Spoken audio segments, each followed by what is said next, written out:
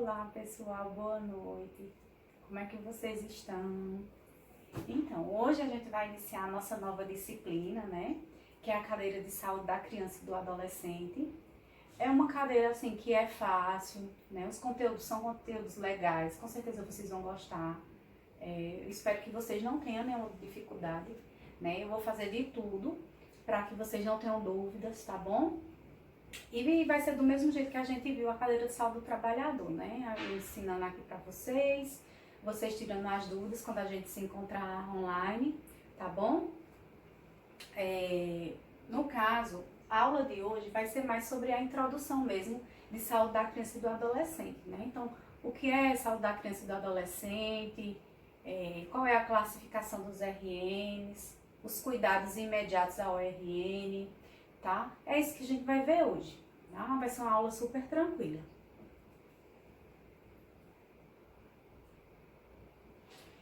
Hoje, a saúde da criança e do adolescente é vista como um ramo da saúde que atende o indivíduo durante o período desde a fecundação até a puberdade, tá? Então, o que seria isso? Que a parte de saúde da criança e do adolescente, ela vai atender desde quando o bebezinho ele se forma ali na barriga da sua mãe, né? Ele foi fecundado. Então, a partir do momento que a mãe ela está gestante, a saúde da criança e do adolescente ela já está sendo trabalhada, né? Durante o pré-natal, né? Durante o pré-natal, a gente vê a saúde da mulher é trabalhada ali, mas a saúde da criança também, né? Quando é avaliado, visto os batimentos cardíacos ali do bebê, quando é feito ultrassom. Então, todo aquele acompanhamento que é feito com aquela mãe durante o pré-natal está atingindo também o feto, né? O seu bebê. Então, a saúde da criança, ela está presente ali, tá? Então, por isso que fala que é desde a fecundação até a puberdade, tá? Desde a fecundação até a puberdade. E a parte da puberdade é a parte da adolescência. Então, desde o bebezinho gerado até a adolescência, tá bom? Este atendimento está dividido em duas atividades. A puericultura, que trata da parte da prevenção, e a clínica pediátrica, que é a curativa, né? Então, assim, gente, a puericultura, ela pode ser chamada de pediatria preventiva, tá? Então, a puericultura, a gente vê ela assim, é muito comum nas unidades básicas de saúde, né, nos postos de saúde. Então, é um acompanhamento que é feito com essas crianças e esses adolescentes desde quando essa criança nasce, até ela completar 18 anos, que é quando ela ainda está na adolescência. Então, nesse período todinho, é feito esse acompanhamento com essa criança e com esse adolescente. É o que a gente chama de puericultura, né? Então, é esse acompanhamento. Então, é aquilo da mãe, ela não levar essa criança apenas quando ela está doente, né? Ela vai levar como forma preventiva, né? Então, para prevenir. Então, segue, tipo, todo um fluxo, né? Tem todo um fluxo, assim, de atendimento e essa mãe, ela fica levando essa criança. Então, assim, normalmente esse fluxo de atendimento é da seguinte maneira.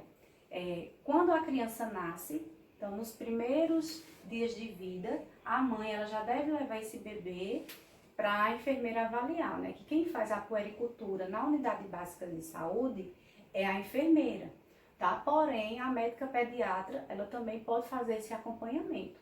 Mas na unidade básica de saúde, normalmente, é a enfermeira que faz esse acompanhamento de puericultura. E se você quiser fazer de forma particular, né, pagando, aí você pode fazer com o pediatra, que na unidade básica de saúde, né, de forma pública, pelo SUS. Então, a criança, ela é levada, a primeira consulta dela de puericultura vai ser nos primeiros dias de vida, né? Então, ele pede que seja pelo menos até os 5, 10 dias de vida. Ele leva esse bebê, aí é feito o acompanhamento e depois, até os 6 meses, passa a ser mensal. Então, fez nos primeiros dias de vida, aí com 1 mês, a mãe tem que levar novamente esse bebê, depois com 2 meses, com 3 meses, 4, 5 e 6. Aí quando chega nos 6 meses, leva novamente quando a criança tiver com 8 meses. Aliás, gente, com 9 meses, certo? Então, levou com 6 meses, vai levar de novo com 9 meses. Aí, levou na consulta dos 9 meses, só vai levar quando a criança completar 1 ano. Depois que completa 1 ano, com 1 ano e 3 meses. Aí, depois de 1 ano e 3 meses, com 1 ano e 6 meses. Entendeu? Aí, depois que chega em 1 ano e 6 meses, as consultas vão ser, vamos dizer, a cada semestre. Então, a cada 6 meses é que vai manter essas consultas. Então, a criança está com 1 ano e meio. Quando for com 2 anos é que eu vou levar novamente. Aí, depois com 2 anos e meio, depois com 3 anos, 3 anos e meio, aí assim sucessivamente até chegar aos 5 anos, tá bom? Chegou aos 5 anos de idade a criança, aí essas consultas de puericultura passam a ser anuais, certo? Então, chegou aos 5 anos, a necessidade é só com 6 anos, 7 anos, 8 anos, aí vai fazendo essa consulta até os 18 anos da criança, tá? É o que a gente chama de consulta de puericultura. Aí o que é visto nessa consulta, né, de puericultura? Ela é para fazer o acompanhamento do desenvolvimento dessa criança. Então vai avaliar o desenvolvimento motor dessa criança, vai avaliar o desenvolvimento mental, né, cognitivo dessa criança. Vai ser avaliado também a questão nutricional da criança. Vai ser feito o acompanhamento das vacinas, né, a questão da imunidade da criança também. Aí é acompanhado esse calendário vacinal da criança, né? Então a enfermeira, ela vai estar lá avaliando, olhando a caderneta da criança, vendo se a mãe está levando a criança para tomar as vacinas em dias. Então é feito todo esse acompanhamento, certo? Por quê? Porque se caso a criança ela apresente algum problema, algum tipo de deficiência, de alteração, né, no seu desenvolvimento, a enfermeira vai perceber. Então, se ela perceber, vai ser mais fácil tratar, né? Porque vai tratar de forma precoce, não é isso? Se a mãe, ela leva direitinho a criança, leva nas datas certinhas, então se apresentar algum problema vai ser detectado rápido. Então, vai ser mais fácil fazer esse tratamento com essa criança. Então, é feito todo esse acompanhamento que eu falei para vocês. Então, a criança, ela é medida, ela é pesada, é feito, como eu falei, essa parte nutricional, né? A enfermeira, ela sempre pergunta para a mãe, né? Como é que tá, se a criança come, se não tá comendo. A questão do aleitamento materno, né? Que é incentivado até os 6 meses de idade, a criança só mamar no peito. Aí, depois dos 6 meses de idade, é que vai sendo introduzido outros alimentos, né? Então, a enfermeira, ela vai fazer essa orientação para a mãe durante a puericultura. Vai dizer quais são os alimentos que podem ser introduzidos, né, em cada mês, né? Então, assim, vamos dizer assim, é maravilhoso essa questão da puericultura, né? A puericultura, ela é um tipo de, como se fosse do Ministério da Saúde, ele incentiva fazer a puericultura, né? Então, todo enfermeiro de UBS, de Unidade Básica de Saúde, ele tem que fazer a puericultura nas crianças ali, né, que faz parte daquela unidade de saúde, certo? E como falar aqui, né, então, 2 atividades, a puericultura, que trata a prevenção, né, então previne e detecta doenças. E a clínica pediátrica, que é a curativa. Então, a curativa é aquela que a mãe, ela já vai levar aquela criança ou aquele adolescente quando ele já está doente, né? Então, ele apresentou algum tipo de doença, uma tosse, febre, qualquer tipo de doença, aí a mãe, ela procura, né, até os 5 anos de idade, a enfermeira, ela pode ser procurada para fazer esse atendimento quando é curativo, né, e depois dos 5 anos é melhor procurar o clínico ali daquela unidade de saúde, né, ou até mesmo o hospital, dependendo da gravidade do problema daquela criança, certo? Então, por isso que é dividida, a saúde da criança é dividida dessas 2 formas. Eu quero que vocês lembrem disso, viu, minha gente? Não esqueça. Que é dividida em puericultura, que é a parte preventiva da pediatria, e clínica pediátrica, que é a parte curativa, né? Que é quando a doença já está instalada ali e precisa procurar um tratamento para aquela criança, tá? Ou adolescente. Então, saúde da criança e do adolescente é a mesma coisa de pediatria, tá? A mesma coisa, tem o mesmo significado. Sendo assim, a enfermagem possui atuação direta em ambas as atividades, pois seu propósito é promover a prevenção de doenças ou lesões através de trabalhos educativos com os familiares, além da proteção e assistência às crianças. Então, assim, como eu falei, a enfermeira que faz essa parte todinha da puericultura nas unidades básicas de saúde. Então, é ela que vai detectar qualquer problema que aparecer naquela criança, né? No seu desenvolvimento, vamos dizer assim. Então, a parte de orientação também, né? Então, que a gente fala de parte educativa é isso, essa parte de orientar, né? De informar tudo direitinho àquela mãe ou aquele pai que está levando aquela criança. E vocês, como técnico de enfermagem, vocês vão vocês vão entrar também nessa parte preventiva, né? Por exemplo, na parte de imunização, né? De vacina. Geralmente, quem faz essa parte de vacinação é o técnico de enfermagem, né? Então, vocês vão estar nessa parte de estar ali aplicando os imunobiológicos, né? Então, quando precisa, tá bom? Então, a enfermagem é muito importante nessa parte de saúde da criança e do adolescente.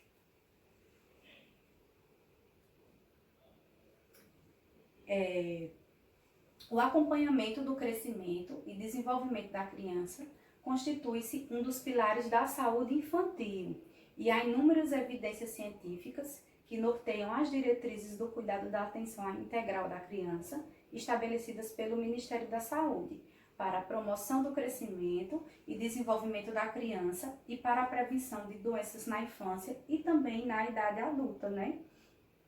Então, esse atendimento de criança e de adolescente, né, é primordial, né, na saúde, essa parte de prevenção. Por isso que é importante demais essa parte de puericultura, essa parte preventiva, né, porque o melhor é se trabalhar a prevenção para evitar o adoecimento, né. Lógico que tem a questão da saúde curativa, né, mas aí a prevenção é a melhor forma, que você fazendo a prevenção não vai precisar tratar aquela criança ou aquele adolescente, né?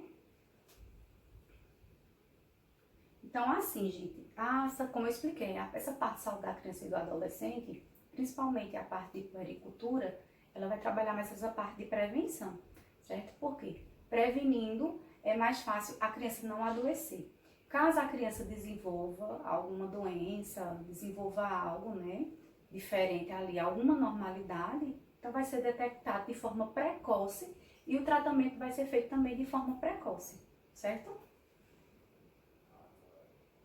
Então, o que é definição de criança? O que é que a gente fala que é criança e o que é adolescente? Então, pelo ECA, que é o Estatuto da Criança e Adolescente, tá? Toda vez que vocês virem essa palavrinha aqui, ECA, quer dizer isso, Estatuto da Criança e do Adolescente. Então, segundo o Estatuto da Criança e do Adolescente, a criança, ela é considerada como criança até os 12 anos incompletos, ou seja, até os 11 anos de idade, tá? Então, a partir de 12 anos, de 12 até 18 anos, é adolescente, certo? Então, lembrem disso, viu, minha gente? Eu quero que vocês aprendam isso.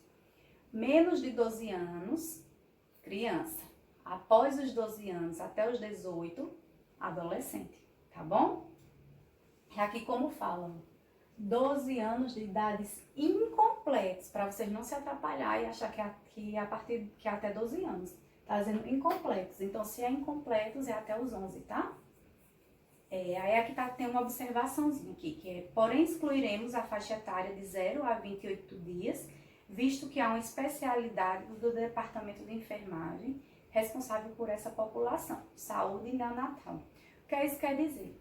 Quer dizer que de 0 a 28 dias de nascimento não é considerado criança, é considerado um recém-nascido ou neonato, que é a mesma palavra, né? Toda vez que vocês ouvirem a palavra neonato, recém-nascido ou a sigla RN, quer dizer que é aquela criança que ela tem a idade de 0 a 28 dias. Tá? 0 quer dizer o dia que ela nasceu hoje, né? Então, se ela nasceu hoje, ela tem 0 dias. Então, se a criança tem de 0 a 28 dias, a gente não chama ela de criança, a gente chama de RN, ou recém-nascido, tá? E quais são os direitos das crianças? Né? Então, primeiro, ser registrada gratuitamente, certo? Então, o pai, quando for ali registrar aquela criança, qualquer cartório que ele queira, ele vai registrar gratuitamente, ele não vai pagar nada por isso. Tá? Então, a primeira via do registro, da certidão de nascimento, é gratuita. Tá? Então, é um direito da criança. Então, o pai, quando a criança nasce, eu tô falando em pai, né? Porque geralmente a mãe fica em casa com o bebê e o pai vai lá fazer o registro, né? Geralmente é assim, mas lógico que a mãe também pode.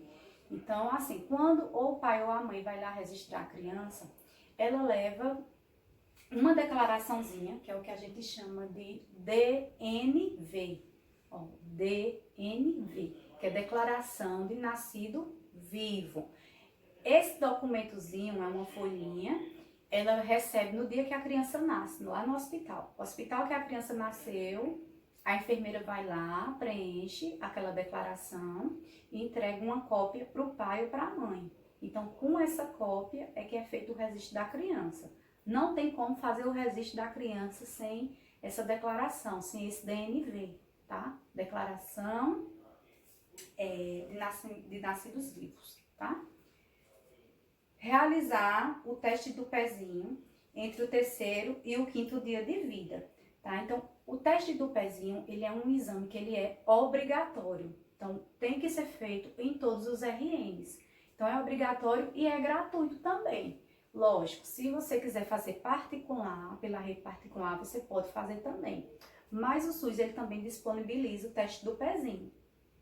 Porém, o teste do pezinho pelo SUS, ele detecta apenas 6 doenças, né? Mas são as 6 doenças mais graves que tem.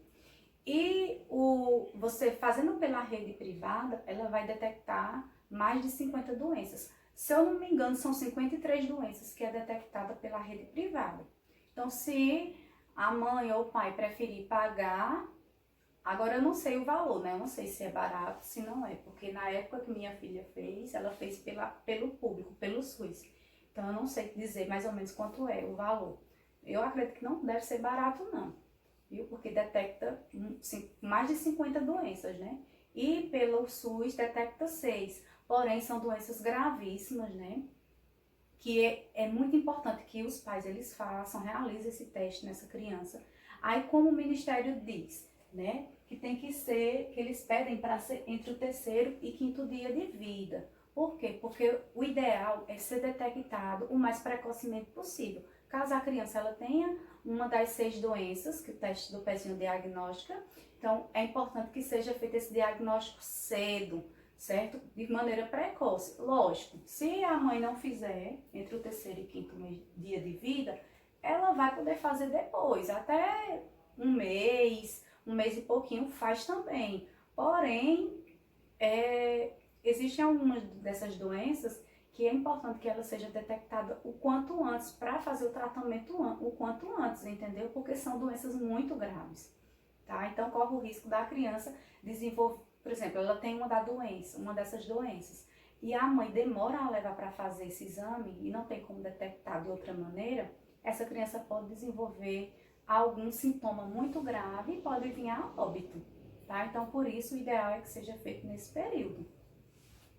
As doenças, essa parte de teste do pezinho, a gente vai ter uma aula que eu vou falar bem de forma específica, né? Vou explicar bem direitinho para vocês como é feito, quais são as doenças que abrange o teste do pezinho, tá? Tem anemia falciforme, tem hipotireoidismo, tem fibrose cística. Então são 6. Eu vou falar sobre as 6 doenças com vocês, vou dizer o que é cada uma, tá? Mas é numa aulinha mais pra frente, tá bom? Outro direito é ter acesso a serviços de qualidade, então de forma gratuita, tá? Então o SUS está aí para isso, para oferecer esse serviço de saúde gratuitamente para essa criança, né? Então por isso que existe a puericultura de forma gratuita, então já é uma forma de acompanhamento dessa criança e ela não vai ter que pagar nada por isso, né? Então é um direito dela. Ter acesso à escola pública e gratuita perto do lugar onde mora. Então, é um direito da criança também ter direito a acesso à escola. Então, não tem essa de você ter que colocar seu filho, sua filha na escola e vir com história que não tem vaga, vai ter que arrumar a vaga para colocar a criança, certo? É direito, minha gente. Pense nisso quando vocês tiverem os filhos de vocês. Não tem isso de que a escola não tem vaga. Aí você diz, vai ter que ter vaga porque é um direito do meu filho, certo? Então, precisou matricular seu filho, não tem essa que não tem vaga não. É um direito da criança, tá? Receber gratuitamente as vacinas indicadas no calendário básico de vacinação, certo? Então, assim, o Ministério da Saúde, né, ele oferece imunização gratuita aí para todas as crianças, apesar que essa parte de vacinação, de imunização, vai afetar também outras classes etárias, né? Então, vai ter para a criança, para o adolescente, para o adulto, para o idoso, para a gestante, né? Para os indígenas. Então, assim, esse programa de imunização do Ministério da Saúde, né, do SUS, é muito completo, minha gente. Vocês não fazem ideia, outros países que tem por aí, você só consegue se vacinar se você pagar. Não pense que não é em todo país que é como aqui no Brasil, não, que você consegue imunização de graça, você se vacina de graça como um direito seu, não. Muitos países, por exemplo, os Estados Unidos mesmo, lá não tem vacina de graça para ninguém, não, você tem que pagar, entendeu? Então, assim, vários países oferecem a vacinação, mas de forma paga. E a gente, pode-se dizer que a gente, assim, ganhou na loteria, nesse termo, né, em relação a essa parte de imunização. Porque as vacinas que são oferecidas pelo Ministério da Saúde, eles oferecem, assim, eles combatem não, eles previnem, né, mais de 20 tipos de doenças diferentes. Né? Então, vê só, mais de 20 doenças você se imuniza seu filho, imuniza sua criança de forma gratuita. Né? Então, é um programa muito bom. Então, a gente, assim, pode dizer que nós somos contemplados. Ter direito de viver intensamente a sua infância, né? Então, ter direito de brincar, de se divertir, nada de colocar a criança para trabalhar, certo? Então, a criança tem que ser criança, certo? A criança tem que ser criança e viver como criança. Ter acesso à água potável e alimentação adequada. Por isso que existem os programas do governo, né? Como, por exemplo, o Bolsa Família. O Bolsa Família ele é dado para aquela mãe de família justamente para isso, né? Para alimentar seus filhos. É tanto que quanto mais filhos aquela mulher tiver, maior vai ser o benefício que ela vai receber. Né? Por quê? Porque aquele benefício é para a criança. É para a criança ter uma alimentação adequada. Tá? Já está por conta desse direito dela. Ser acompanhada em seu crescimento e desenvolvimento através da puericultura, né, minha gente? Então, essa partezinha aqui, ó, ser acompanhada em seu crescimento e desenvolvimento é em relação à sua puericultura, tá? Ser acompanhada pelos pais durante a internação em hospitais. Então, a criança adoeceu, precisou ficar internada, o pai ou a mãe pode ficar ali com a criança, certo? É direito da criança ter o seu acompanhante, exceto nos casos de UTI, né? Porque em UTI, infelizmente, não tem como a mãe ou o pai ficar ali juntinho da criança, né? Então, só nesses casos. Mas se for internação hospitalar normal, aí tem que ter o acompanhante.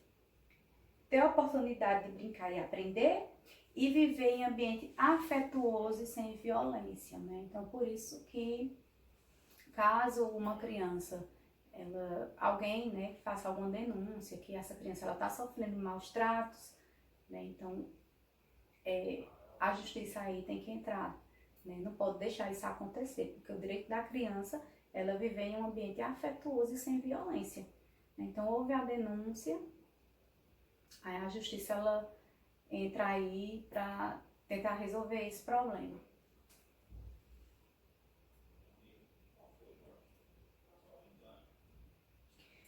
Então, quais são as definições de nascimento? O que é um nascimento? Processo pelo qual o concepto, vivo ou morto, é expulso ou extraído da mãe, independente da idade gestacional. Então, assim, a mãe ficou grávida independente da idade daquele bebê que está ali no seu ventre, a partir do momento que aquele bebê sai, ou ele nasce, vamos dizer assim, a gente chama de nascimento, tá? Independente da idade gestacional dele. Então, se ele for um bebezinho prematuro, ou se ele já nascer no tempo certo, então é nascimento, tá bom?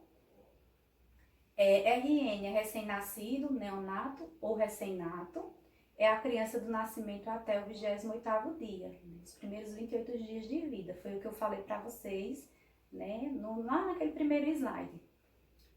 Período onde o RN enfrenta um mundo completamente novo, com sons, cores, odores e sensações, e é um período de alterações fisiológicas para adaptação. Então, gente, essa questão do bebê, né, quando ele nasce, logo quando ele nasce, para ele é tudo novo. Então, ele tem que fazer algumas adaptações, né? Algumas adaptações. Por quê? Porque quando ele está ali dentro do útero da mãe, né, quando ele está vivendo a sua vidinha intraútero, que é intrauterina, né, lá dentro do útero, é tudo diferente do que o ambiente externo, aqui fora, né? Então, lá dentro, ele se sente confortável, né? Ele tá ali num ambiente apertadinho, então ele se sente confortável, tá ali sempre recebendo os nutrientes que ele precisa, né? Sons, os ruídos que ele escuta é de forma bem baixinha, então assim, pouca iluminação, então é totalmente diferente do ambiente externo. Então, a partir do momento que aquele bebê ele nasce, ele precisa acontecer algumas adaptações, ele precisa se adaptar àquele ambiente, certo? Então, para ele é um momento muito difícil, o momento do nascimento, né? Que a gente chama assim o período de nascimento, né? Quando o bebê nasce, a gente chama de período traumático, né? Porque o primeiro trauma do bebê, o primeiro trauma dele como pessoa é no nascimento, certo? Então, ele, como eu disse, ele tá ali, ele vive naquele ambiente quentinho, que o líquido amniótico ali é quentinho. Então, ele vive ali naquele ambiente quentinho, apertadinho, com pouca luz, com pouco barulho. Aí quando ele sai, tá, é som para todo lado, é muito barulho, é muita luz, né? Então para ele é tudo diferente. E ele vai sentir cheiro, e ele vai sentir fome, entendeu? Então para ele é um momento difícil demais. Então a gente até fala assim, período de alterações fisiológicas para adaptação, né? Então o corpinho dele vai ter que se alterar, vai ter que ocorrer algumas modificações para ele se adaptar com o ambiente externo, o ambiente extraútero, tá? Então, a gente vai ter também uma aula sobre essas alterações fisiológicas que acontecem no corpo do bebê para poder se adaptar.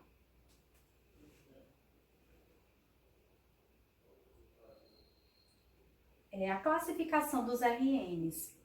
Os RNs, eles são classificados, certo? E a classificação deles são feitos de duas maneiras. Existem dois tipos de classificações. Eu quero que vocês prestem muita atenção nisso, tá? Porque isso aí pode ser que seja cobrado mais para frente. Então, eles vão ser classificados de acordo com o peso que eles nascem e de acordo com a idade gestacional, né? Então, qual a idade gestacional deles? Quantos meses, quantas semanas eles tinham ali quando ele nasceu, certo? Porque a idade gestacional é medida, contada na mulher, né? Então, qual a idade gestacional, né? Quanto tempo de grávida aquela mulher tá? Quanto tempo que ela tá gestante ali, né? Então, é contados. Eu quero outra coisa que eu quero que vocês entendam. Pra gente que é da área da saúde, a gente não conta mais gravidez por meses. Ela tá com 2 meses, 3 meses, 4 meses. Não, a gente vai contar por semanas, certo? Então, a gente tem que contar por semanas. Então, aquela gestante, ela tá com 3 semanas, com 14 semanas, 30 semanas. É assim que a gente conta, tá? A gente que é da saúde. Então, o bebê, ele vai ser classificado por isso, pela idade gestacional da mãe, né? Quando ele nasceu, e também pelo peso dele. Eu vou explicar para vocês os dois separadamente, para vocês entenderem, tá? A classificação dos RNs é de fundamental importância pois ao permitir a antecipação de problemas relacionados ao peso ou à idade gestacional, quanto ao nascimento, possibilita o planejamento dos cuidados e tratamentos específicos, o que contribui para a qualidade da assistência. Então, se o bebê ele nasceu com um peso diferente do que é o estipulado normal, ou nasceu numa idade gestacional também que é diferente do que seria normal, então isso vai ajudar a entender o porquê isso aconteceu, né? E se precisar fazer algum tratamento, né, algo do tipo, aí vai ser possível, né? Então, vai possibilitar, como diz aqui, possibilita o planejamento dos cuidados, certo? Então, classificar o RN quanto ao seu peso, idade gestacional e estado nutricional é importante na identificação das morbidades mais comuns dos RNs, né? Então, conforme o peso, o que foi que aconteceu com esse bebê? Esse bebê nasceu de baixo peso? O que foi que acarretou isso? O que foi que causou esse nascimento de baixo peso? A mãe não estava se alimentando direito durante a gestação? A mãe tem alguma doença que propiciou com que esse bebezinho nascesse magrinho, com baixo peso? O bebê nasceu prematuro, né? Então, com a idade gestacional do mesmo jeito. Por que esse bebê nasceu antes da idade que deveria nascer? Por que ele nasceu depois? Certo? Então, tudo isso é avaliado e se for preciso prestar algum tipo de cuidado nesse bebê, aí você saber direitinho o peso ideal, a idade gestacional ideal vai ajudar muito. Então, as alterações no crescimento do feto, tanto para mais como para menos, até o momento do parto, dá-nos condições para analisar algum distúrbio de crescimento ou alterações metabólicas, né, que foi o que eu acabei de falar. Então, foi algum problema no bebê, no crescimento dele, foi um problema metabólico, nutricional, que foi que houve, né? Então, através de como o bebê nasceu, a idade dele, né, gestacional, e o peso que ele nasceu, é possível a gente fazer certas avaliações. Então, primeiro a gente vai ver a classificação de acordo com a idade gestacional, né, dessa mãe. Então, considera-se como idade gestacional ao nascer o tempo provável de gestação até o nascimento, medido pelo número de semanas entre o primeiro dia da última menstruação e a data do parto. Aí você vai perguntar, professor, o que é isso? Então, gente, a idade gestacional da mulher, ela muitas vezes ela é medida pelo ultrassom, né? Quando a mulher tira, principalmente o primeiro ultrassom, que é o mais fidedigno, é o mais corretinho, é o primeiro, que é quando ela tira lá nos primeiros meses, né?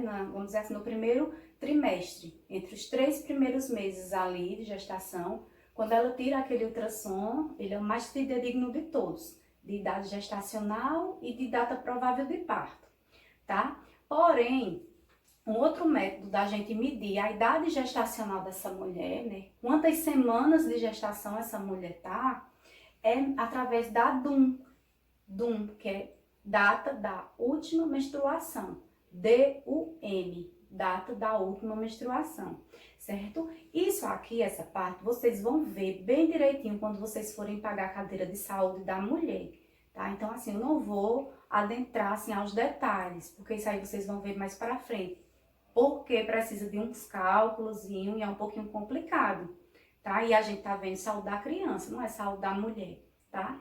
Então, isso aí vai ficar pra saúde da mulher. Porém, é medida assim, como aqui tá dizendo, ó. Entre o primeiro dia da última menstruação e a data do parto. Aí, como seria isso? A data da última menstruação. Por exemplo, digamos que hoje é 31, né, de maio.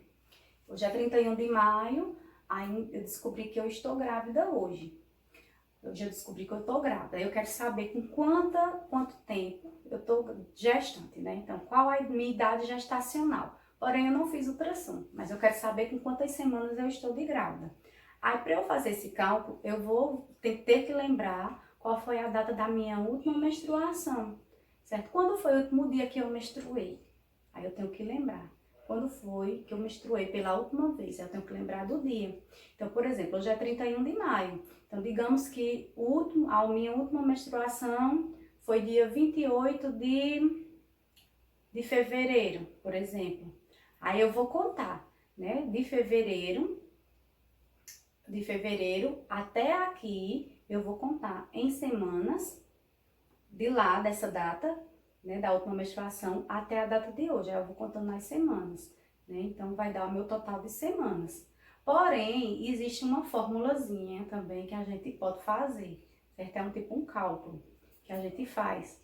Se você não quiser ir contando as semanas pelo calendário, aí você faz esse cálculozinho. Mas como eu disse a vocês, a gente só vai ver isso em saúde da mulher, tá? Então, é contado dessa forma, né? Então, a partir da última menstruação da mulher até a data que a criança nasceu. Aí é feito esse cálculozinho e aí sabe quantas semanas de gestação essa criança está nascendo, certo? Ela nasceu com quantas semanas. Aí, nessa classificação, é tido como o RN, ele é prematuro, toda criança nascida antes de 37 semanas de gestação.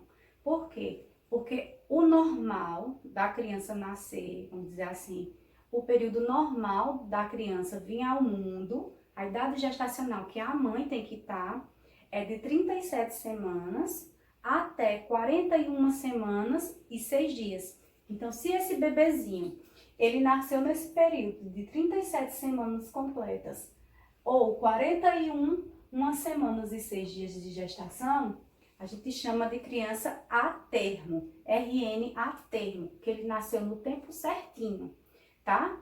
Então, nasceu nesse período aí, ele nasceu no tempo certo, tá? Geralmente a gente fala assim, não, a criança nasce com 40 semanas, certo? Quando a gente vai calcular a data provável do parto, a gente conta com 40 semanas. Porém, a criança pode nascer antes, como eu falei, com 37 semanas e está no período certo também. Ou ela pode nascer com 41 semanas e 6 dias. Por quê? Porque uma semana ela é contada com 7 dias. Se eu botar 41 semanas e 7 dias, ela vai pular para 42 semanas. Então, não pode. Por isso que a gente fala 41 semanas e 6 dias. Então, o bebê, ele é prematuro quando ele nasce antes desse período certo. Então, quando ele nasce antes de 37 semanas, ele está nascendo cedo demais. Então, é um bebê prematuro. Nasceu com 37 semanas até 41 semanas e 6 dias. Nesse período, ele está nascendo, um bebezinho que está nascendo no tempo certo. É um RN a termo. E o bebê passou a partir de 42 semanas de gestação, é o bebezinho RN pós-termo, ou seja, ele passou da data de nascer, certo? Ele está nascendo atrasado, tá? Então, é importante que vocês saibam disso. Tanto a criança que nasce prematura antes do tempo certo, ou que nasce pós-termo, né, após o tempo que deveria, são crianças que correm risco de ter complicações depois, de ter algum problema de saúde, tá? Então, por isso que tem que se atentar a isso, tá bom? Quanto menor a idade gestacional a nascer, maior o risco de complicações e a necessidade de cuidados neonatais adequados. Normalmente, esses bebês, essas crianças que nascem antes de 37 semanas, muitas vezes eles precisam ficar na incubadora, né? Dependendo da semana que eles nascem de gestação também. Às vezes precisam ir para a UTI neonatal, né? Então, por quê? Porque o sistema deles não está totalmente formado, né? Então, vamos dizer, o sistema respiratório, geralmente o sistema respiratório, ele é normalmente o último a se formar totalmente, né? Então, é aquele bebezinho que vai precisar ficar no oxigênio, tá? Então, como eu disse, é bem complicado. Então, quanto menor a idade gestacional de nascimento desse bebê, né, maior o risco dele desenvolver uma complicação, né, uma complicação grave, uma complicação respiratória normalmente. Aí precisa de ficar em incubadora muitos dias, ou às vezes até em UTI. Bebês nascidos após 42 semanas de gestação, então, após a data normal de gestação, podem apresentar complicações respiratórias e nutricionais importantes no período neonatal, né? Então, como eu tinha dito, tanto a criancinha que nasce prematura ou que é pós-termo, esse RN, ele vai apresentar algum problema, né? Pode apresentar algum problema, né? Aí, principalmente a questão respiratória, como está falando, né? Quando é pós-termo, nutricional também. E a segunda classificação que nós temos é em relação ao peso, né? Ali a gente viu em relação à idade gestacional da mãe e aqui é em relação ao peso do bebê, tá? Do RN quando ele nasce. Então, a Organização Mundial de Saúde define como RN de baixo peso todo bebê nascido com peso igual ou inferior a 2,5 kg. Então, o bebezinho, ele nasceu, aquele RN, ele nasceu com 2,5 kg a menos, ele é um bebê de baixo peso, tá bom? E nesse grupo, há um elevado percentual de morbimortalidade neonatal devido à não disponibilidade de assistência adequada durante o pré-natal, o parto e o puerpério, ou pela baixa condição socioeconômica e cultural da família, certo? Então, assim, esse é um dos principais motivos que ocorrem tanto doenças, tanto complicações, como mortes de bebês quando nascem, né? Normalmente é esse problema. Aquele bebezinho que nasceu com muito baixo peso, né? Então, esse bebê que nasceu com baixo peso, ele tem um risco maior para dele vir a óbito, né? Dele desenvolver uma complicação mais séria. Aí, continuando a classificação em relação ao peso, o peso normal de um bebezinho nascer é de 3, aqui tá assim, 3.000 gramas, tá? Então, são 3 quilos a 3,999 kg, tá? Então, o bebezinho, ele nasceu a partir de 3 quilos, né? De 3 quilos a menos de 4 quilos, tá vendo? 3.999 gramas, então menos de 4 quilos é o que a gente considera como peso normal ao nascer, tá? Quando o bebê nasce com 2,5 kg a menos de 3 quilos, né? 2 quilos, 999 gramas, ou seja, de 2,5 kg a menos de 3 quilos, é um bebê que ele é considerado normal? Porém é um bebezinho que ele já tem um peso de risco, certo? Então é um bebê que ele tem que merece uma maior atenção, né? Então a avaliação assim, melhor, vamos dizer assim, é aquele RN que você tem que ficar com maior cuidado nele, certo? É normal pelo Ministério da Saúde, ainda é considerado normal, porém a gente fala que é o peso de risco. Então é um peso que necessita de uma avaliação e um cuidado maior do que aquele bebê que nasce com 3 quilos. De 3 quilos em diante, até de 3 quilos até menos de 4, que é o bebezinho que é normal mesmo. E nós temos o bebê de baixo peso, né, que eu já tinha falado, que é aquele bebê que ele nasce com menos de 2,5 kg, certo? Então, o bebê nasceu com menos de 2,5 kg, é considerado baixo peso. Aí, essa parte de baixo peso, ela ainda vai se dividir, certo? Então, o bebê de baixo peso, ele pode ser considerado como muito baixo peso, que é aquele RN, que ele nasce com 1 quilo ou menos de 1,5 kg, né? Até 1,449 kg. Ou seja, aquele bebezinho que fica entre 1 quilo e menos de 1,5 kg. E tem aquela criança que nasce com extremo baixo peso, que é aquela criança que ela nasce com menos de 1 quilo, né? Então, é aquela criança que só vai ter, aquele bebê que só vai ter gramas, né? Então, raramente, quando a criança nasce com extremo baixo peso, ela sobrevive, né? Então, é aquela criança gravíssima que vai ficar meses e meses e meses na UTI, na incubadora, tá? Quando ela sobrevive. E quando a criança nasce com 4 quilos ou mais de 4 quilos, é o que a gente chama de criança macrossômica, que é aquela criança bem grande, né? Gordinha, pesadinha, que a mãe, todo mundo acha bonito, mas que não é saudável, gente. Né? Então, normalmente, essas crianças macrossômicas são crianças que a mãe, durante a gestação, ela comia muita besteira, engordou demais, né?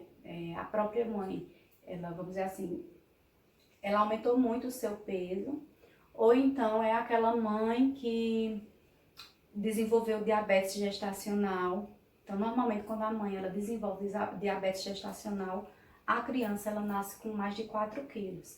Né? Então, essa criança ela vai ter, pode ser que ela tenha algum problema depois que ela nasça, tá?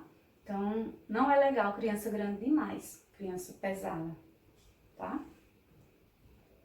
E a classificação quanto ao peso ao nascer, nós falamos de o peso adequado para a idade gestacional, que é a sigla AIG, AIG ou AIG, que é o adequado para a idade gestacional, que é aquele peso que é maior que 2,5 kg e menor que 4 kg. Aí nós temos o PIG, que é o pequeno para a idade gestacional, que é aquele bebezinho que nasce com peso com menos de 2,5 kg. E nós temos o GIG, que é grande para a idade gestacional, que é aquele bebezinho que nasce com peso super igual ou superior a 4 quilos.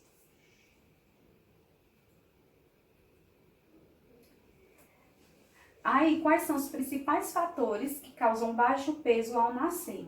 O que é que causa? Por que aquele neném, aquele bebê, ele nasceu com baixo peso? Aqui eu trouxe os principais fatores, tá? Existem mais do que esses aqui, mas eu trouxe os principais. Então, uso de cigarro, a mulher que fuma, né, durante a gestação. Por isso que no pré-natal é orientado para a mulher fumante, ela não fumar, ela vai ter que parar de fumar. É porque senão seu bebê vai correr risco de nascer com baixo peso e vir desenvolver uma complicação. Consumo de bebidas alcoólicas, né? Então não pode beber também quando está grávida. Desnutrição da mãe, né? Que é aquela mãe que não se alimenta direito. Então, aquele bebê, ele não tem como ele receber os nutrientes necessários para ele crescer e se desenvolver de forma saudável e normal, certo? Então, o problema também alimentar da mãe vai afetar diretamente o feto. Infecções urinárias repetidas, né? Essa parte de infecção urinária é terrível. Toda gestante, ela está mais propensa a desenvolver infecção urinária, tá? Por quê? Porque o útero, ele é pequenininho, o útero, né? Então, o útero, ele vai crescendo, crescendo, crescendo. Então, ele começa a apertar a bexiga ali, né? Incomoda bastante. A grávida, ela já tem mais propensa a ter essa infecção urinária. Porém, a infecção urinária na grávida, ela tem que ser tratada o mais rápido possível. Toda vez que a mulher ela for detectada com infecção urinária, a gestante tem que ser tratada o mais rápido possível, tá? Porque além desse problema, que o bebê pode nascer com baixo peso, a criança ela pode nascer prematura, né? Essa mãe ela pode ter um aborto dessa criança. Então, infecção urinária na gestação é muito sério, tá? Muito sério mesmo. Por isso que tem que estar sempre pedindo sumário de urina ali para aquela mãe tá vendo, né? Por quê? Porque nem sempre a infecção urinária na grávida ela vai sentir. Às vezes é assintomática, ela não tem sintoma nenhum e tá com infecção, certo? Eclâmpsia, né? Então ela desenvolveu eclâmpsia, o bebê pode nascer, porque deu eclâmpsia, às vezes o bebê nasce prematuro. Problemas na placenta. Problemas na placenta também, gente. Existem vários tipos de problemas, né, de placenta. Né? Um dos mais comuns, não sei se vocês já ouviram falar, é o descolamento de placenta, certo? O que é descolamento de placenta? A placenta é aquele órgãozinho, né, que é onde leva todos os nutrientes, né, todo o oxigênio, tudo que o bebê precisa, né, quando o bebê está lá dentro do útero. Certo? Então, a placenta, ela só vai desenvolver, né, lógico, quando a mulher está grávida. Então, a placenta, o nosso útero, é como se fosse, imaginem, uma pera de cabeça para baixo, né? Então, a partezinha gordinha fica para cima e a parte fininha fica para baixo. A parte de cima é o que a gente chama de fundo do útero. E a parte de baixo é o colo do útero. E o colo do útero é o que fica ligado ali na entrada da vagina. Certo? Então, a vagina está aqui, o colo do útero fica bem ligado aqui na entrada da vagina. Quando a mulher ela fica grávida, há a formação da placenta, e essa placenta, ela normalmente, ela se forma no fundo do útero, certo? Ela fica ali no fundinho do útero, coladinha no fundo do útero, né? Então, fica ali coladinha e pelo parte do umbigo, né, do cordão umbilical, o bebê vai receber, né, os nutrientes e o oxigênio. Quando ocorre um descolamento de placenta, é quando aquela placenta ela se solta ali da parede do útero e escorrega e vai lá para perto do colo do útero, certo? Aí quando isso acontece, pode ocorrer sangramento, né? Então corre o risco daquela mãe perder seu filho, né? Ter um aborto, ou então ter um nascimento prematuro. Então por isso que quando a mulher ela tem um descolamento de placenta, sempre é indicado ela não fazer esforço. Então vai ser uma gravidez de risco, é uma gravidez que ela vai ter que ter repouso, não vai poder pegar peso, fazer atividades que canse, nada disso, né? Então vai ter que ser repouso durante a gestação. Então, normalmente, corre o risco dessa criança nascer prematura, né? Então, por isso que problemas na placenta, ela vai ser um principal fator que pode causar baixo peso na criança, tá? Por conta disso, porque a criança ela pode vir a nascer prematuramente. Então, se a criança nasce prematura antes do tempo, ela vai vir pequenininha com baixo peso, né?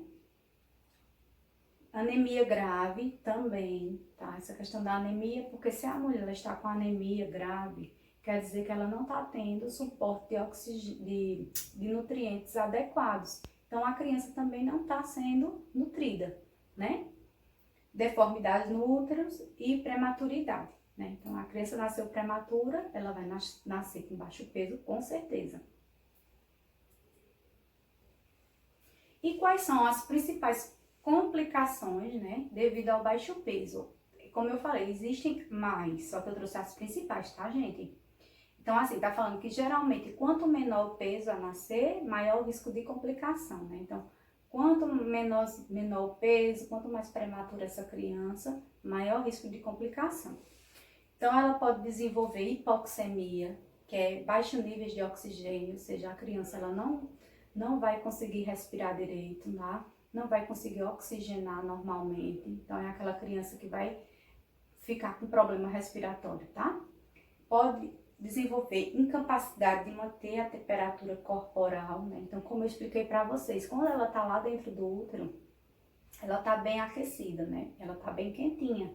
Então, quando ela sai para a parte externa, é como se ela levasse um choque térmico, né? Então, aquele corpinho dela, a temperatura do bebê vai ter que se adaptar à temperatura ambiente.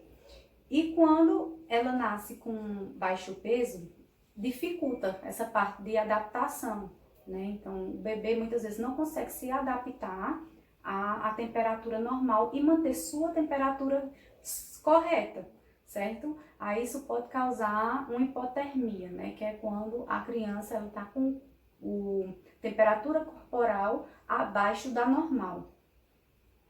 Pode causar infecções, pode causar dispneia, que é o desconforto de respirar, né? Aquela criança que não consegue respirar normal, você percebe isso pelo quê? No bebê, como é que você percebe que aquela criança não está respirando normalmente? Batimento de asas de nariz, a asinha do nariz dela fica abrindo e fechando, certo? Se você vê um bebezinho fazendo isso, a abinha do nariz só levantando e baixando, que a gente chama de batimentos de asa do nariz, quer dizer que ela está com desconforto respiratório, certo? Ou então tiver as costelinhas dela, você vai ver a respiração, né? As costelinhas abrindo e fechando, né? O peitinho descendo também, descendo e subindo, descendo e subindo. Então, tudo isso são sintomas de que aquela criança não está respirando normal. Tem também a questão do abdominal, você vê a barriguinha dela entrando e saindo para fora, né? Saindo para fora foi ótimo, né? Mas você vê, né, a barriguinha entrando e saindo, entrando e saindo, né? Então isso aí também indica que ela não está respirando normalmente, tá? Que são movimentos paradoxais. Sangramentos, a criança ela pode desenvolver sangramentos, ela pode desenvolver problemas neurológicos e gastrointestinais, ela pode desenvolver hipoglicemia, né, que é quando a glicose dela baixa. Essa parte de hipoglicemia pode acontecer também no bebê grandão, bebê macrossômico, tá? Normalmente é a principal complicação que acontece no bebê que nasce muito grande, com mais de 4 quilos. Geralmente é a hipoglicemia. E alterações da visão. E quais são as características anatomo-fisiológicas dos RNs, né? Então, quais são as principais características, né, da anatomia do bebê, né, da fisiologia do bebê, do RN quando ele nasce, ou seja, dentro desse nascimento, né, dentro desses 28 dias, certo?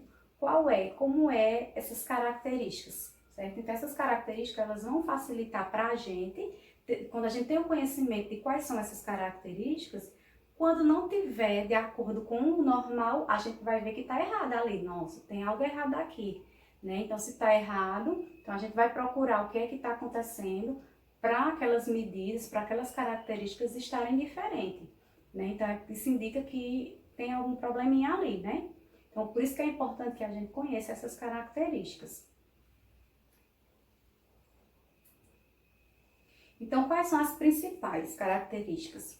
Nos primeiros 5 dias de nascimento, apresenta uma diminuição de 5 a 10% do seu peso, chamado de perda ponderal fisiológica, certo, gente? Então, assim, o bebê com 5 dias de nascido, ele vai emagrecer um pouquinho. Emagrecer não, ele vai perder um pouco do peso dele, certo? Mas isso é normal acontecer. Porque o bebê, ele nasce com muito líquido, né? Tem secreção dentro dele, então, com inchadinho. Então, assim, com esses 5 dias, né? O corpinho vai se adaptando, então ele vai perdendo esse peso, que é o que a gente chama de perda ponderal fisiológica, tá?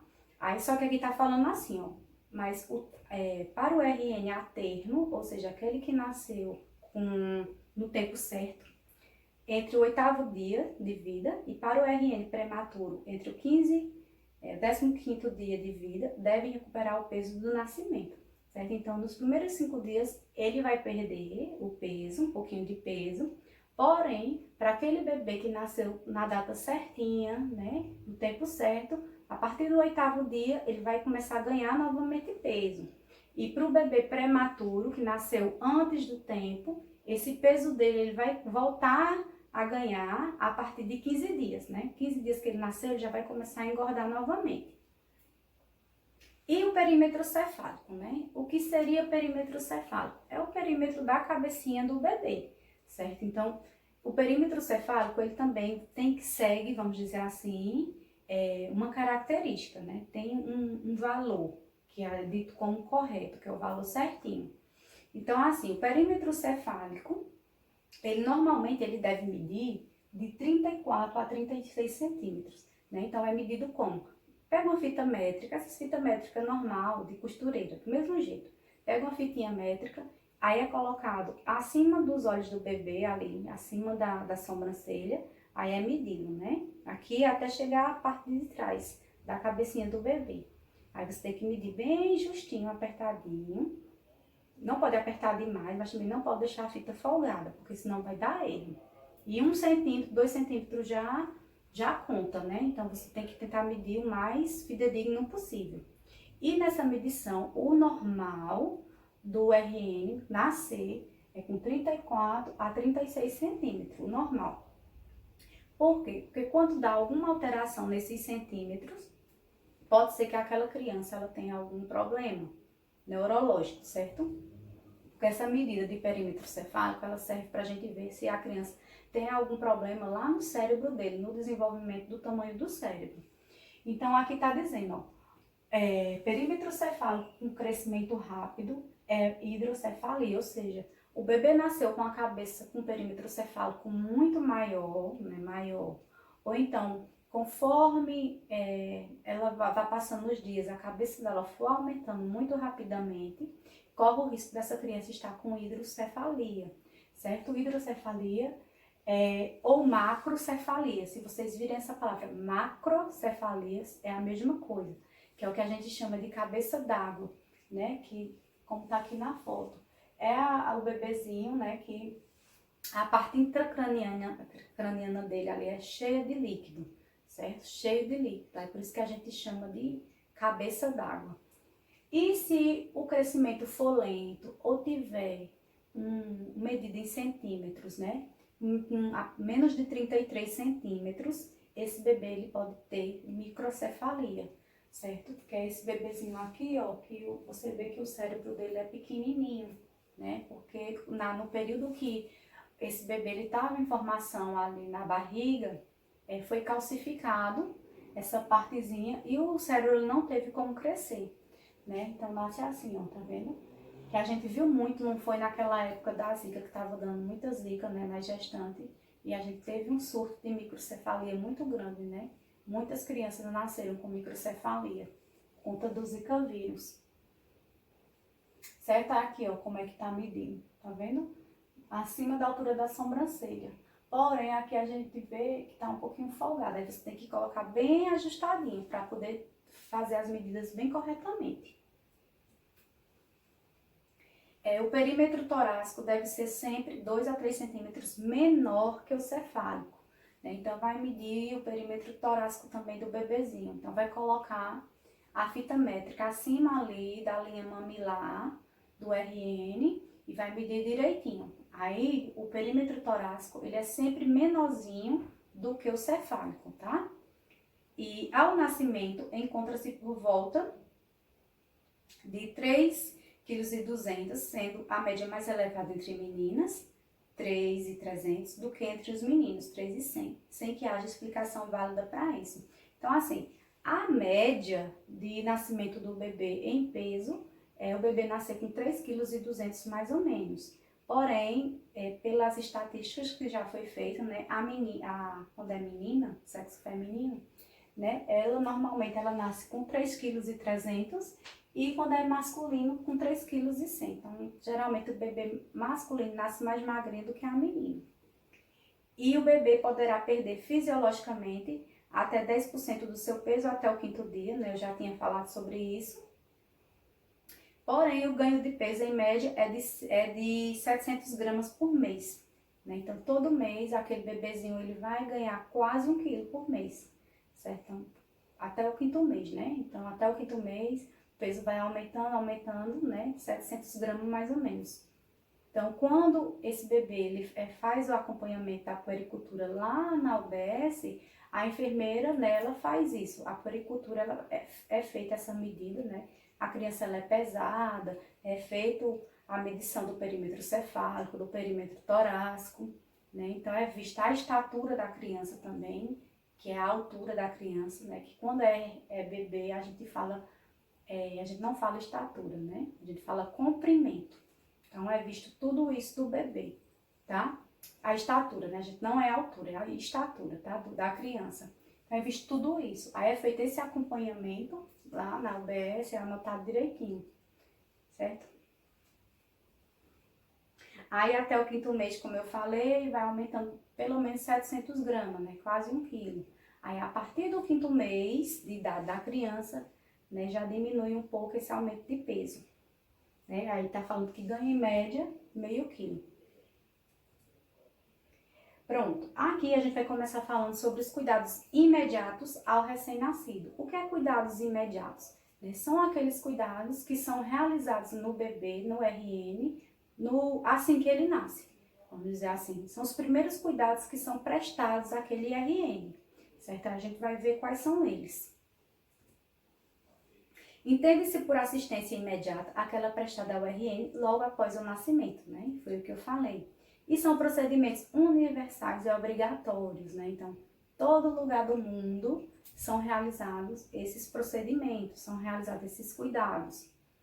Então, essa assistência, ela é ancorada nos seguintes objetivos, né? Então, quais são os objetivos de se prestar esses cuidados, esse RN? Observar e avaliar suas condições vitais, físicas e comportamentais, atender todas as necessidades básicas do recém-nascido, proteger a criança dos riscos do meio ambiente, identificar precocemente quaisquer anormalidades e intervir profissionalmente nos problemas que ocorrerem, né? Então, vai ser avaliado esse bebê, vai ser prestado esse atendimento para essa criança ficar bem, vamos dizer assim, e também detectar qualquer problema que aquela criança venha nascer com ele, tá?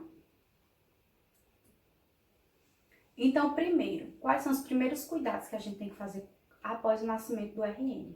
Então, receber o NR utilizando luvas, certo? Então, assim, a gente não pode simplesmente pegar a criança de mãos limpas, certo? Por quê? Porque aquela criança, ela vai estar recoberta de secreção, de sangue, de vernix caseoso, de líquido amniótico, tá? E a gente não sabe o que essa criança tem, certo? Existem algumas doenças que são passadas de mãe para filho, né? Que são as infecção transplacentária, né? Que é quando a mãe, ela tem alguma infecção e ela, infelizmente, ela passa aquela infecção, aquela doença para a criança, mesmo a criança estando lá no útero dela, né? Então, as principais infecções assim que acontecem é por vírus pelo HIV, hepatite, sífilis, certo? Então, são infecções que são passadas de mãe para o filho quando eles não são detectados durante o pré-natal,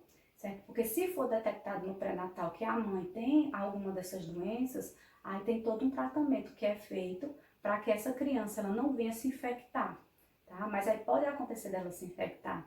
Então, se ela, vamos dizer assim, ela tem uma dessas doenças, né, e você pegar lá com a mão sem luva, né, na criança, por isso que não pode.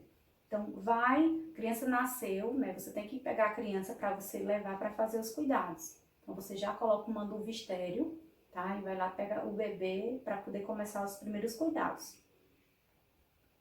Deixa eu ver, sim, líquido amniótico, gente, que eu coloquei aqui, né, para vocês saberem, líquido amniótico, né, é aquele líquido que fica dentro da bolsa, né, a criança quando ela fica no útero, né, ela fica dentro da bolsa, né, então dentro daquela bolsa tem o líquido amniótico, né, que é um líquido que serve como proteção para o bebê, ajudar o bebê a se movimentar ali dentro da bolsa, né. Então, assim, mantém o bebê seguro, mantém o bebê quente, porque o líquido amniótico ele é quente, certo? Não serve para isso. E já o vernix caseoso, essa parte do vernix caseoso, eu não sei se vocês já viram alguma criança que nasceu, que ela nasce toda branquinha, com tipo uma secreção branquinha, né? Então, isso é o vernix caseoso. Isso ali serve de proteção para a pele do bebê também, certo? Por quê? Porque o bebê, ele fica todo o tempo ali dentro do líquido amniótico, ali, né? Em contato com o líquido amniótico. A gente, quando entra em contato com algo líquido por muito tempo, né? Nossa pele vai ressecar, nossa pele vai rachar. Então, esse vernix caseoso, ele serve como uma barreira de proteção para a pele desse bebê, tá? É aquela secreção branquinha. Aquela secreção é como se fosse uma gordura. Então, o bebê, quando ele nasce, ele vai nascer, se ele nascer no tempo certinho, ele vai nascer recoberto de vernix caseoso. Se o bebê ele nasce prematuro, antes do tempo, ele vai ter pouco. Ou então, se ele nasce também já depois do tempo também, pode ser que ele tenha pouco também. Porque conforme vai passando o tempo, aquele vernix ele vai se diluindo, né? Então, pode ser que quando a criança nasça pós-termo, ela vai nascer com pouco vernix.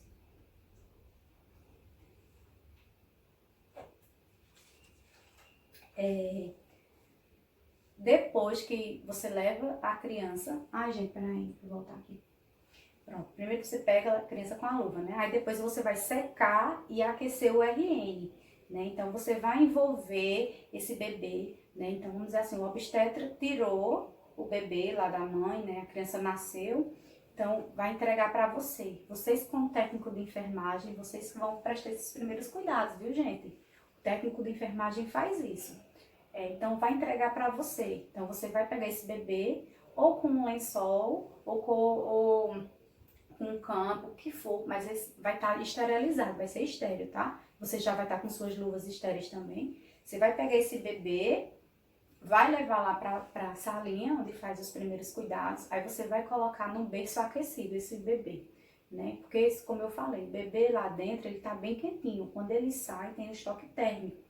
Então, você tem que aquecer essa criança, certo? Para essa criança não ter uma hipotermia. Leva essa criança para o berço aquecido, né? O berço aquecido é isso aqui, ó. Se vocês estão vendo, certo? Essa parte aqui de cima, ela solta um ar quente. Então, vai estar aquecendo a criança. Então, você coloca essa criança nesse berço aquecido e vai secando a criança com aquele lençol que você pegou ele, né? Seca a criança, certo? E aí você retira o excesso de secreção, né, o que tiver. Não é para remover o vernix caseoso que tiver, tá? Você vai simplesmente tirar o excesso do que tiver, né, de sujeira, que a criança nasce bem sujinha às vezes, né? Então, o que tiver assim de excesso você tira, mas não é para ficar esfregando a criança não. Você vai tirar o excesso e secar essa criança, tá? Remover mucosidades de sangue com gaze da boca, nariz e olhos, tá? Então, você vai limpar nariz, olho, boquinha do bebê, tá bom? Mas nada de ficar esfregando a pele do bebê pra sair aquilo ali, porque aquilo ali é a proteção dele. Tem que deixar. Depois, o segundo passo vai ser a desobstrução das vias aéreas. O que é isso? A criança, como ela estava lá dentro do útero, dentro da bolsa, cheio de líquido amniótico, muitas vezes essa criança, ela engoliu aquele líquido amniótico, né? Então, a parte de nariz, né? A parte de dentro aqui do aparelho digestivo dela pode ser que esteja cheio de líquido amniótico.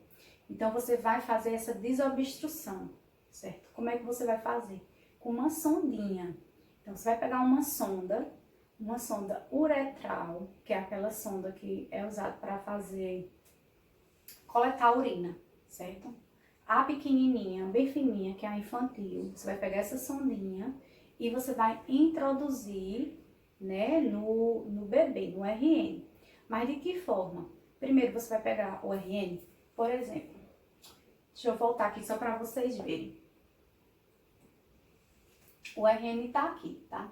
Essa parte aqui é a cabeceira e aqui é a parte baixa. Geralmente, a parte dos pés, ela é mais baixa do que a parte da cabeça, tá? No bercinho aquecido. Quando você for colocar esse bebê aí, você coloca ele ao contrário, com a cabecinha pro lado dos pés e os pés pra cima, certo? Ele vai ficar meio que cabeça para baixo, porque vai ajudar a desobstruir as vias aéreas, certo? Desse bebê, que é o que a gente chama de Trendelenburg. É um tipo de posição, o nome dessa posição é Trendelenburg, que é quando você coloca meio que de cabeça para baixo, né? A parte da cabeça fica mais baixa e os pezinhos mais elevados, que ajuda na desobstrução nasal. Então, você vai colocar essa criança em posição de Trendelenburg e vai aspirar, certo? Aí, não sei se dá para vocês verem que tá aqui a sondinha, né? A sondinha, ela tá acoplada a um aspirador, você tem um aspirador que fica do lado, elétrico. Aí você vai colocar essa sondinha, aí você primeiro vai aspirar a boca do bebê, a boca do RN, de um lado, depois aspira do outro, para depois você aspirar as narinas do RN, tá? Quando você vai aspirar a narina do RN, você tem que introduzir na sonda mais ou menos 10 centímetros. Então, você vai introduzindo, tá? Introduzir 10 centímetros, dá uma, vamos dizer assim, uma balançadinha, aspira de um lado, aspira do outro, tá? E você vai vendo a secreção ali, se a secreção tá saindo, porque vai mostrando por aqui, ó, por essa parte aqui. Então, aspira, que é para a criança respirar, né? Porque muitas vezes, às vezes ela nasce com tanto líquido amniótico ali, que ela não tá conseguindo respirar direito. Aí você faz essa aspiração. Aí eu botei uma observação aqui, ó. Realizar a aspiração de mucosidade da oro e nasofaringe, ou seja, oro quer dizer a parte da boquinha que você vai colocar lá dentro e nasofaringe, né, nariz. Nas duas narinas, tá, gente? E verificar se não há atresia de coanas. Aí, dizer, professor, que já é atresia de coanas? Né? Então, a atresia de coanas é uma malformação congênita, tá? A criança nasce com essa malformação, onde vai ter tipo uma plaquinha, que pode ser membranosa ou pode ser óssea mesmo, que vai estar lá dentro da narina do bebê e vai estar impedindo a respiração. Forma tipo um bloqueio, certo? Essa membrana, essa parede. Então, não tem como a criança respirar de jeito nenhum. Pode ser bilateral, né, nas duas narinas, ou então pode ser unilateral, ou uma narina ou em outra, certo? Então, assim, é uma malformação que ela é rara, certo? É raríssima, quase nenhum bebê nasce com ela, mas pode acontecer. Então, se acontecer do bebê apresentar esse tipo de doença, esse tipo de problema de malformação, tem que ser feito uma intubação nesse bebê imediatamente, porque senão ele vai vir a óbito, porque ele não vai estar respirando, tá, gente? Aquele bebê, ele não vai estar respirando. Se tem algo ali tapando, como é que o oxigênio vai entrar, né? Então, tem que ser feita a intubação, caso ele apresente essa deformidade. E como é que eu sei que ele tem essa deformidade? Primeiro você vai ver que o bebê não está respirando, ele já vai estar cianótico, né? Que é quando ele está bem azulzinho, bem roxinho. E quando você introduzir a sonda para aspirar, a sonda não vai entrar, certo? Porque vai ter aquela paredezinha lá dentro, como eu falei, então a sonda não entra. Você vai colocar e a sonda não vai. Então, aí você já chama imediatamente o médico pediatra, né, para fazer a intubação nesse bebê, nesse RN. Porque quem faz intubação tem que ser o médico, tá, gente? Nenhum outro profissional pode intubar. RN, adulto, quem for, tem que ser um médico. Tem a parte do pinçamento, né, e secção do cordão umbilical. Essa parte de pinçamento normalmente é feito na sala de parto, né, pelo profissional que realizou o parto, né. Então, o que seria isso? O bebê nasce, né, então, esse cordão umbilical ali, né, o que leva nutriente para o bebê, é o que leva oxigênio, então ele respira por conta daquele cordão. A partir do momento que o cordão ele é cortado, a criança ela tem que respirar por si só, né? Quando tá com cordão, a mãe que tá levando a respiração para a criança. Então, ele tira o bebê, aí ele espera um tempinho, né? Então, espera um pouquinho, espera o cordão parar de pulsar, porque ali no cordão umbilical vai ter veia e vai ter artéria. Então, fica um pulsar, certo? Fica lá o pulsamento, né? Pulsação. Tem duas artérias e tem uma veia. Então, ele espera um pouquinho, aquele cordão parar de pulsar. Quando para de pulsar, ele vai pinçar o cordão. Ele vai colocar uma pinça aqui, porque tem sangue passando, né? Então, ele pinça com a pinça aqui e depois ele corta, certo? Aí é o que a gente chama de pinçamento e secção do cordão. Aí, quando é feito isso, você tem que verificar se tá sangrando, se não tá. Avaliar se tem sinal de infecção, alguma coisa assim diferente. Tudo isso tem que ser avaliado. Um outro cuidado que tem que ser feito ao neném, ao RN, é a administração de nitrato de prata, tá? Nitrato de prata nos olhos e na região, na genitália, ou vagina ou pênis, né? Dependendo do sexo do neném. Então, o que é nitrato de prata? Nitrato de prata é um antibactericida, né? Ele combate bactérias. Então, assim, vai combater, no caso, normalmente, principalmente nos casos daquela mulher que tem, vamos dizer assim, gonorreia. Então, a criança ela pode pegar essa bactéria durante o nascimento, na parte quando ela vai nascer, principalmente se for de parto normal, tá? Então, assim, para prevenir, se aquela mãe tiver alguma bactéria, né, como Neisseria gonorreia, que é a bactéria da gonorreia, ou a bactéria da clamídia, aí é feito o nitrato de prata. Então, é colocado uma gotinha em cada olho. Põe uma gota num olho e põe no outro, né? Para prevenir infecção por uma dessas bactérias no olhinho do neném, tá? Então, é feito essa administração. Agora, tem que ter muito cuidado de colocar apenas uma gota em cada olho, certo? Por quê? Porque o excesso desse produto pode causar conjuntivite na criança, certo? Aí tem que ter muito cuidado mesmo quando for colocar. Então tem que ser uma em cada olhinho, né? Quem faz é o técnico de enfermagem ou enfermeiro que está prestando aqueles primeiros cuidados. Que a gente chama que quando você pinga mais de uma gota, que pode causar uma conjuntivite na criança, a gente chama de conjuntivite química, né, que foi causado por um produto químico. A administração também de vitamina K. A vitamina K ela é administrada no neném também, em dose única, né, por via intramuscular, certo? Então, aqui, ó, tá mostrando na fotinha, administrando. Aí tem que ser administrado 0,1 ml, certo? Então, vai ser administrado, por quê? Porque essa vitamina K, ela ajuda no processo de coagulação da criança. A criança, o sistema de coagulação dela, a parte de cascata de coagulação, não está totalmente formada quando ela nasce. Então, para prevenir possíveis hemorragias, aí é administrada a vitamina K, tá? Que ela vai ajudar nessa parte de coagulação. Porque vamos dizer assim, se sua coagulação não está boa, se você levar um corte, você vai sangrar, né? Porque não tem como coagular se seu sistema de coagulação não está funcionando. Então, como o bebezinho ele nasce com um sistema de coagulação um pouco deficiente, aí tem que ser feito a vitamina K, tá? Para prevenir riscos de hemorragias. É feito de forma intramuscular, tá, minha gente? Aí é realizada as medidas antropométricas, que nós chamamos, que é o que eu falei, né?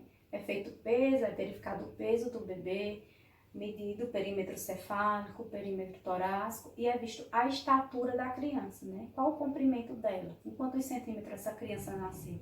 Normalmente as crianças elas nascem com 47 a 50 centímetros, normalmente vamos dizer assim, a média, tá?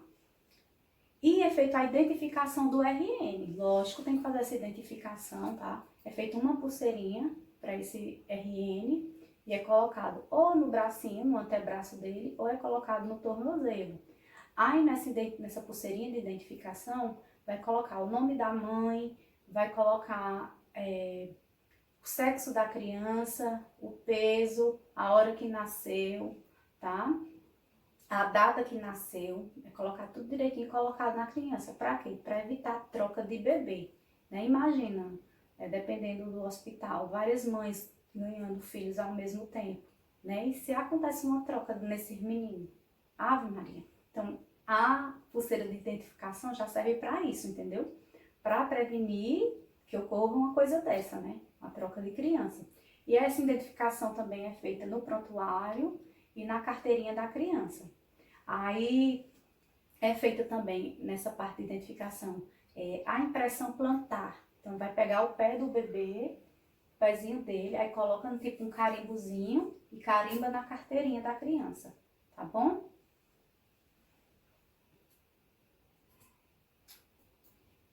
E outro cuidado que é feito assim que o bebê nasce, é a que a gente chama de avaliação da vitalidade do RN, né?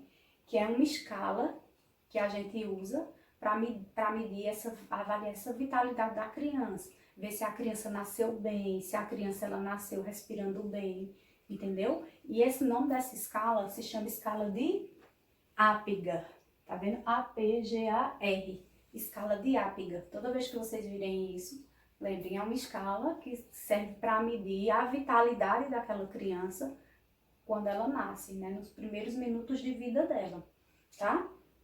Então, essa parte de Apgar, ela vai avaliar, né? Se essa criança ela está se adaptando bem ao meio externo, né? Quando ela sai além do útero.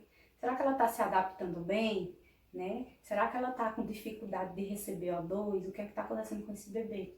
Então, a escala de Apgar, ela é avaliada, o bebê, no primeiro minuto de vida, ou seja, né, quando ele nasce, assim que ele nasce, é avaliado, e depois com 5 minutos é avaliado novamente. Né? Então, tem a escala, você tem que seguir essa escalazinha e fazer essa avaliação. Então, você vai avaliar a frequência cardíaca dele, os batimentos por minuto. Você vai avaliar a frequência respiratória desse bebê também, vai ver as respirações por minuto. Vai avaliar a parte de coloração, né? Então, qual a cor da pele desse bebê. Você vai avaliar o tônus muscular, né? Como é que tá o músculo dele? Tá flácido? Tá mais rigidozinho? Né? E vai avaliar também irritabilidade reflexa, né? Então, o bebê nasceu chorando, o bebê nasceu calado, como foi que esse bebê nasceu? Então, é feita toda essa avaliação, como eu disse, no primeiro minuto de vida, ou seja, assim que o bebê nasce e depois avaliado com 5 minutos também. Aqui é a tabela que é usada para fazer essa avaliação, certo? Então, assim, é feito a pontuação, você vai avaliando cada um daquelas índices que eu disse, vê a avaliação e depois você vai somar os pontos. Aí, de acordo com o ponto que deu, você vem para cá e vai ver, né? Então, como é que está o estado dessa criança. Então, por exemplo, vamos avaliar aqui a frequência cardíaca. Se a frequência cardíaca, ou seja, o pulso da criança, né? Como é que está o pulso da criança? Está ausente, ou seja, a criança nasceu sem pulso, então é zero, certo? Então não tem pontuação nenhuma. Nasceu com menos de 100 batimentos por minuto, então ganha 1 ponto. Nasceu com mais de 100 batimentos por minuto, ganha 2 pontos, certo? Você tem que contabilizar, tá bom? Por quê? Porque os batimentos da gente e da criança tem que ser mais de 100. A da gente, adulto, fica entre 60 e 100 minutos. Porém, o RN, o bebê, ele vai nascer sempre, tanto a respiração dele como o pulso dele vai ser maior do que o que é para a gente que é adulto, né? A gente é de 60 a 100, então as crianças RNs são mais de 100, a pulsação correta deles, tá? Do mesmo jeito a respiração da gente é de 16 a 20 normalmente, né? Da criança ela vai geralmente ser 30, tá? O normal do RN. Então, por isso que aqui estou dizendo que vai se contar 2 pontos quando for maior que 100. Aí, por exemplo, a respiração, aí a gente também vai ver, ausente, então a criança não nasceu respirando, ela nasceu sem respirar, ela não vai ganhar nada. Nasceu com a respiração fraca, né, irregular, aí ela vai ganhar 1 ponto. E então a respiração dela você já vê pelo choro. Nasceu choro forte, chorosa, né? Aquela criança nasce chorando, isso quer dizer que ela está respirando bem. O tônus muscular, né? Vamos avaliar a parte muscular da criança, né? Como é que ele nasce. Nasceu flácido, todo mole, aquela criança que nasceu todo mole, né? Então, parecendo que a criança está morta. Aí ela não ganha nada. A criança tem flexão de pernas e braços, ou seja, fica mexendo o bracinho, vai ganhar 1 ponto. Movimento ativo, boa flexão, é aquela criança que fica lá se movimentando, toda hora se movimentando, mexe a cabeça, mexe. Então, vai ganhar 2 pontos.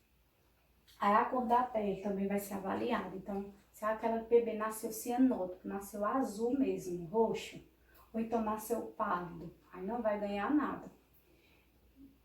Nasceu apenas com as extremidades cianóticas, né? Então, apenas as mãozinhas ou as perninhas que nasceram roxinha, porém o resto do corpo tá rosadinho, aí nasce 1 ponto.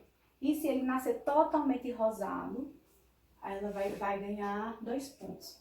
Muito difícil. A criança, ela normalmente, ela vai nascer com as extremidades cianóticas, normalmente.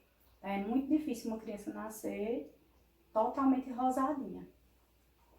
E a parte de irritabilidade e reflexo, né? Então, como é que esse bebê tá? Tá ausente, né? Você tá mexendo naquele bebê, ele não tá chorando, não tá fazendo nada, não tá fazendo nenhuma caretinha, tá? Então, a gente fala de irritabilidade e reflexo, então é ausente.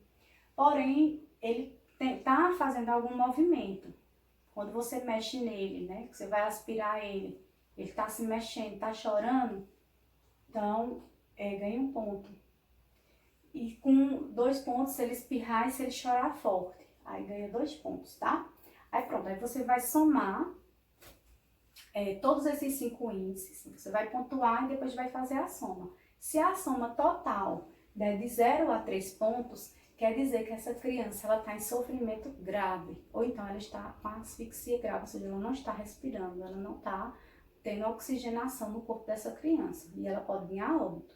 Se a pontuação der de 4 a 6, ela está com dificuldade moderada ou asfixia moderada. E se der de 7 a 10 pontos, ausência de dificuldade, boa vitalidade e boa adaptação. Então, a gente quer que todas as crianças, elas nasçam, né, com APGAR de 7 a 10, tá bom? Quando acontece de vir essas outras pontuações, a gente tem que pesquisar o que é que está acontecendo com essa criança, o porquê dela estar com essa outra pontuação, qual é o problema, né, da criança. Lembrando que tem que ser avaliado, como eu disse, no primeiro minuto, assim que essa criança nasce, e com 5 minutos também. Pronto, aqueles lá foram os cuidados imediatos, né? Então, são os cuidados que tem que ser feito logo após o nascimento da criança.